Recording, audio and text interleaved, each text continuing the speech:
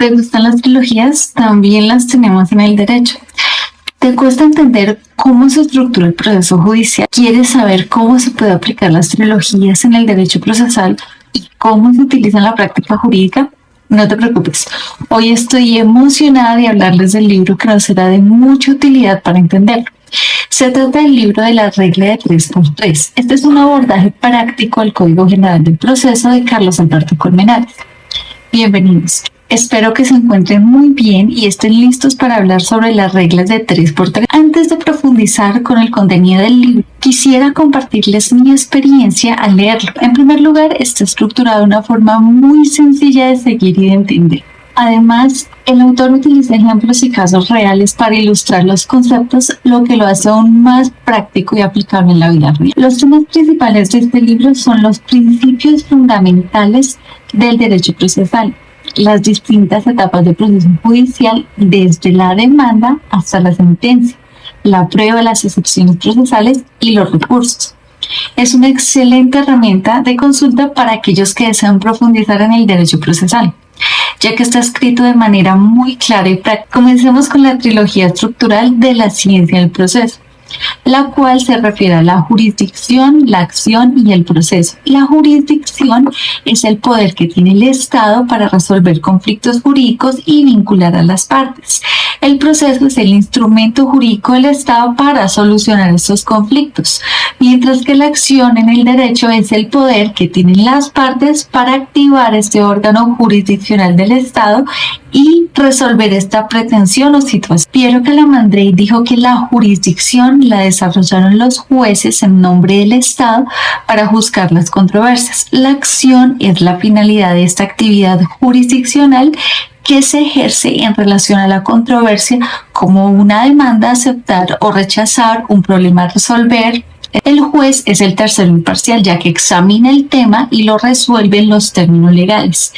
Quienes están interesados en este proceso lo accionan para formularlo y encomendarlo a su. Domingo García Baluarte afirmó que la acción es la capacidad de recurrir a los órganos para satisfacer las pretensiones de los titulares, quienes generalmente son particulares, aunque también pueden ser otros órganos del Estado según lo establezca la ley. La jurisdicción, por otro lado, es la capacidad de resolver las pretensiones de las partes y formar parte del litigio.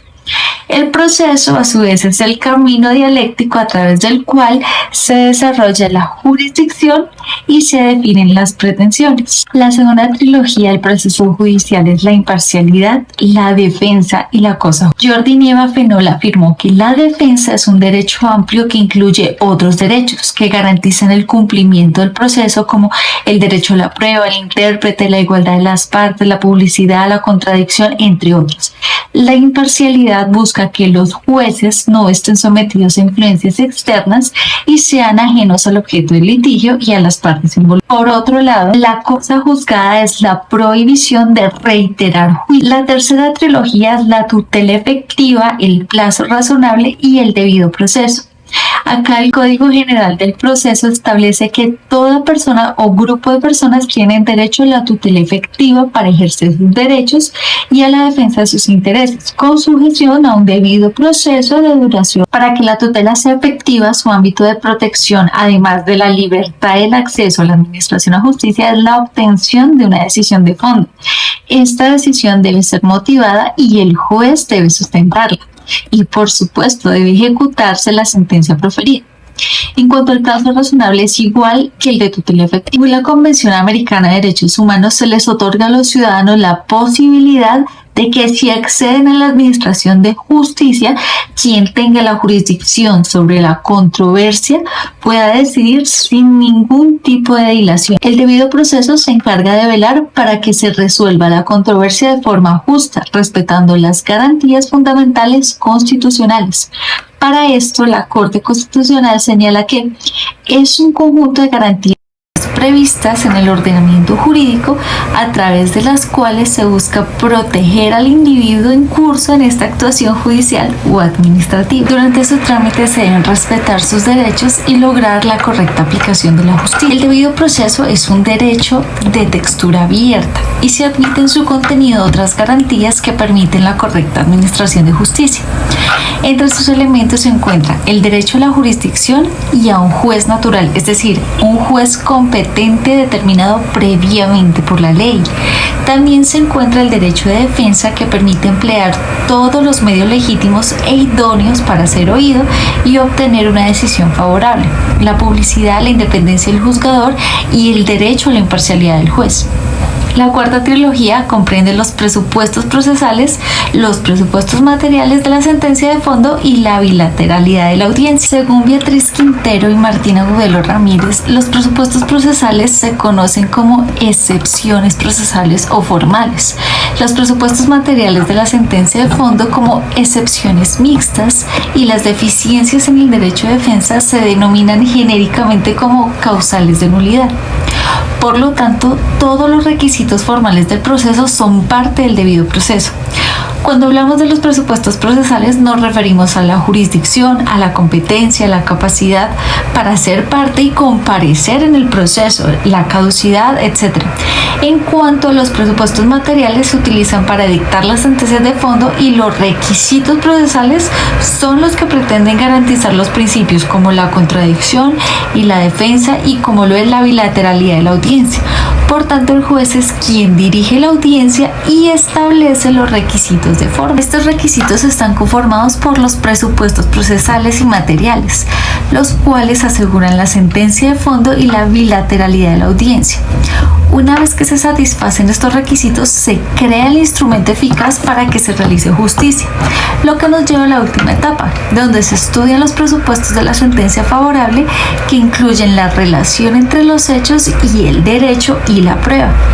La quinta trilogía comprende los modelos estructurales, los modelos funcionales y los modelos supranaturales. Michel Tarufo afirmó que los modelos estructurales se basan en la estructura del proceso y tienen 4 aspectos característicos. El primero es la realización de las garantías fundamentales.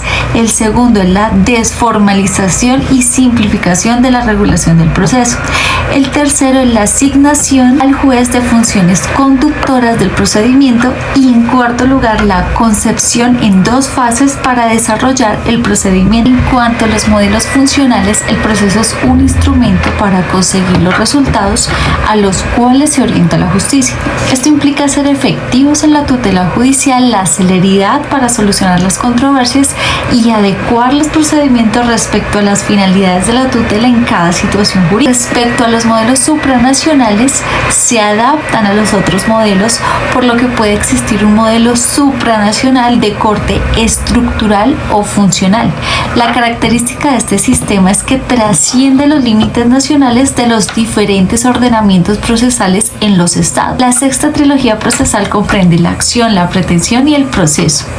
López Blanco afirmó que la acción, es decir, el derecho a pedir al Estado, es una cosa completamente distinta de la petición concreta que se formula, es decir, la pretensión, y de la manera en que se busca su efectividad, que es el proceso. Couture estableció 3 acepciones distintas. La acción puede ser vista como sinónimo de derecho, lo que puede llevar a confusiones al confundir el término acción con el derecho material y hablar de una acción de pertenencia, como se suele ver en muchos códigos.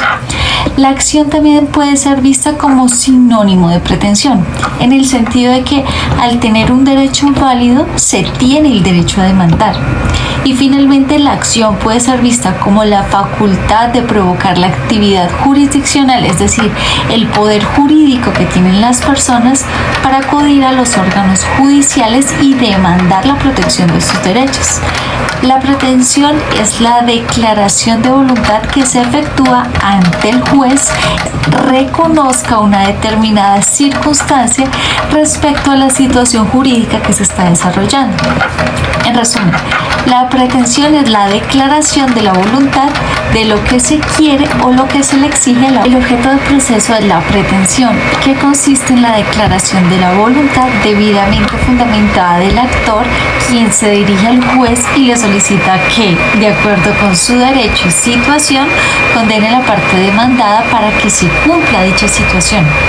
Esta definición del objeto del proceso se corresponde con la teoría abstracta del derecho de acción, donde el objeto del proceso se determina por la pretensión, mientras que la acción es el derecho libre de acceso a la jurisdicción.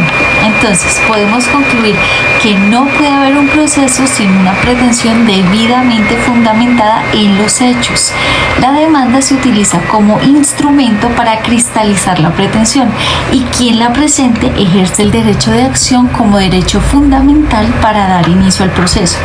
La pretensión es el objeto del proceso y se configura la trilogía de la acción, la pretensión y el proceso como acto de parte o proyecto de sentencia. La séptima trilogía es la del Código General del Proceso. Esta trilogía se divide en etapas. La primera etapa es la introductoria o preparatoria, que es esencialmente escrita. Aquí se presenta la demanda y su contestación, donde el juez vigila mediante el control de legalidad para asegurar la sentencia de fondo o la tutela efectiva. La segunda etapa, la llamada la audiencia inicial, se basa en los valores constitucionales de justicia, verdad y paz. Es esencialmente oral y se intenta la conciliación las veces que sea necesario. También se aseguran los saneamientos para evitar nulidades y para garantizar la sentencia de fondo. El juez puede realizar interrogatorios exhaustivos para establecer hechos que no se hayan admitido en la contestación de la demanda y fijar los hechos del litigio. Se admiten los medios probatorios de acuerdo con la ley y se decretan las pruebas necesarias. La última etapa es la audiencia de debate o juzgamiento. Aquí se practican las pruebas y se escuchan los alegatos de conclusión y se emite un fallo. Es posible que estas dos audiencias se combinen de manera que el juez de oficio o a petición de parte decreta las pruebas en el auto que fija la fecha y hora de la audiencia para agotar el objeto de la audiencia de instrucción y juzgamiento. Luego se procede a proferir la sentencia. Mario Maciotra señaló que existe una tendencia hacia la oralidad mediante la instauración de un proceso con dos audiencias presididas por el juez. La primera audiencia es de saneamiento e intento de conciliación. Se fijan los hechos que son objeto de la pretensión y defensa, se interrogan las partes y se decretan o rechazan las medidas probatorias que ofrece cada parte. La segunda audiencia es de juzgamiento, donde se presentan las pruebas y se producen las alegaciones.